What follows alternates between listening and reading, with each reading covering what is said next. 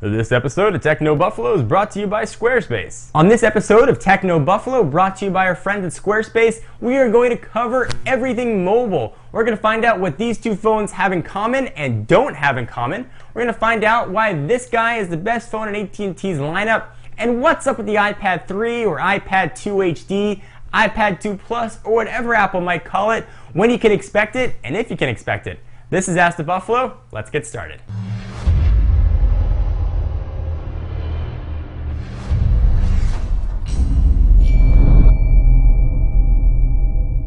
Welcome back to another edition of Ask the Buffalo. I'm Jon Rettinger, and you can ask me any question from the wide world of technology that you might have, whether it's cell phones, laptops, computers, desktops, or something else that might use batteries. It is fair game. Go ahead and ask me anything. You can ask the questions in two ways. First, you can send a message to me on Twitter, either at my personal account at John4Lakers or at technobuffalo. Ask your question, use the hashtag AskTheB. Otherwise, once a week on technobuffalo.com, we put up an article asking people to submit their questions, and you can ask your questions there. So without further ado, let's go ahead and get started with this episode of Ask the Buffalo. This is a very mobile-centric episode. We're focused on tablets and laptops. Our first question comes to us from the website. 00dudemanguy00 asks, John, what is the best Android smartphone for at&t? That's a great question. Actually, about a week and a half ago, I put up an article talking about the 5 best phones in at&t's lineup, and number 1 actually happens to be an Android phone. The best phone, at least in my opinion, whether it's Android or iPhone or any other operating system out there, is definitely the Samsung Infuse. This 4.5-inch beauty is a glorious phone to behold. I'm holding it above my head in glory. The screen is absolutely awesome. It's using at&t's HSPA Plus 4G network, so it's very fast. It only has 1 core, unfortunately, so for those of you that like to spec your phones and make sure they're maxed out, you're not going to be getting that dual core speed of, say, the Motorola Atrix. But what you're losing in that 1 core, you are gaining up in a really, really slim package, a gorgeous screen, and a phone that just works very well. So the best phone, in my opinion, in at&t's lineup is an Android phone.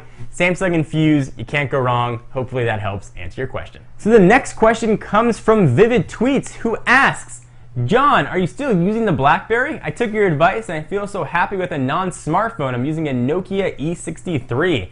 Well, I'm sure BlackBerry and Nokia aren't so happy with this. To give you guys a bit of backstory, about a month ago, I had it up to here with my smartphone addiction. Everywhere I went, I was on the phone, I was checking YouTube comments, I was checking comments on Revision 3, I was watching videos, managing stats, replying to comments, and everything else you can do with the phone, really 24 hours a day, and I felt like I needed to unplug. So I picked up a unlocked BlackBerry Bold 9780. So all I'm getting on here is just email, and the BlackBerry's limitations, which I know a lot of people have talked about, is actually one of its biggest selling points to me. The browser, awful.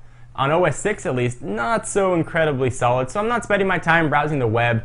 Twitter client, barely useful. It's got an awesome keyboard, and I can peck out a ton of emails on here. So everything that I used to do on my phone, that I used to spend all my time addicted to checking and playing games, I can't do anymore with the BlackBerry, and it's freed up my life. So RIM's probably not so happy to hear that, just like I'm sure Nokia is not so happy to hear that you're using their E63. But it does work, so if you ever feel like you're too plugged in and you just need a few days or weeks to unplug, I really recommend trying to pick up even a flip phone or something that's just going to make phone calls for you. Hope that answered your question. So keeping up with the smartphone questions, this one comes from Dan DeOrio, who asked, John, what smartphone did you use before you switched to BlackBerry? I was an iPhone user, and I was using a unlocked iPhone 4. I was using it on at&t's network. I've got a blue one here, which I converted to look blue. It's kind of fun, but this is what I was addicted to. I had it with me all the time, and that was the phone that was always in my pocket when I wasn't testing something new and something hot. Our next question is from Bosox Tweets. John, who's more awesome, you or Noah? If you've seen our videos on Revision 3, you'll know the answer is very clear. The answer is choice C. Junkwatch is most awesome. Our next question comes from perhaps the best name I've ever read. TechnoBuffalo fan asks, John, what do you think about BlackBerry OS 7? That's a great question. So I've been using a BlackBerry. As I mentioned, I'm very interested in what RIM's going to do with OS 7, in particular the hardware that it's going to come on. So it's going to come on the BlackBerry Bold Touch, the 9900, or the CDMA variant of the 9900. We're going to see it on the Torch 2, which we broke. We had exclusive hands-on with the phone, and it's going to come on another Torch device, which doesn't have a physical keyboard. Sort of think Storm, but actually that works. I like the liquid graphics. I like how it's very smooth scrolling. I like that we're going sort of more touchscreen, so you can get that modern gestures and pinch to zoom. I'm excited for it. Whether or not it's going to be at OS parity with iOS, Android, and WebOS, that has yet to be seen, but I am very much looking forward to it. So speaking of websites and browsing on a mobile phone, what if you want to make a website of your own? I want to take a quick minute to thank our friends at Squarespace. Squarespace is a fast and easy way to create high-quality blog, portfolio, or any kind of website. If you have any questions or need help, the Squarespace folks are going to be there with their amazing customer support 24 hours a day, 7 days a week. So you can call them when you're up at 3 in the morning trying to figure out how something works. Call them up, Squarespace. They'll say yeah, and they'll tell you what to do. You can start your own website or blog by choosing from one of over 60 professionally designed templates, then add the content right from your computer, iPhone, or iPad.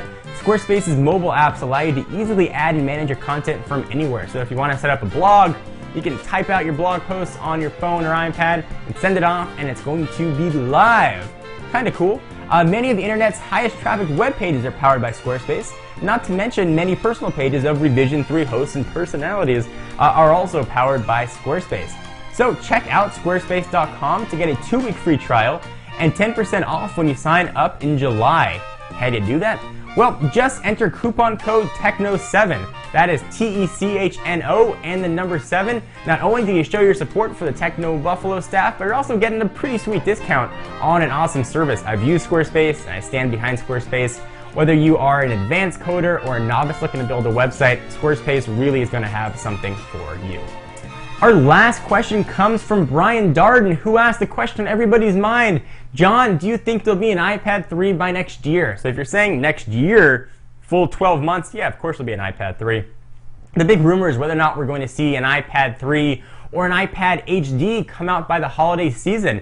Supposedly it's going to be a complementary line to the existing iPad with double the resolution, aimed at professionals that'll launch with a suite of video editing and photo editing applications.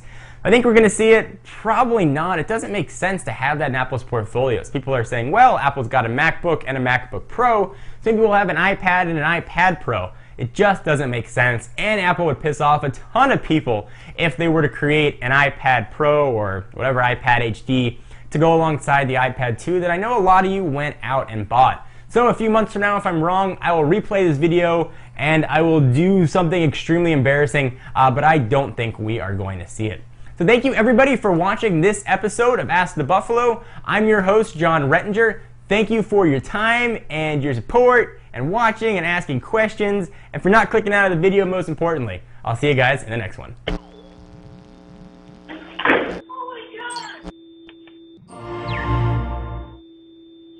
I'm gonna get my game face on. Game face.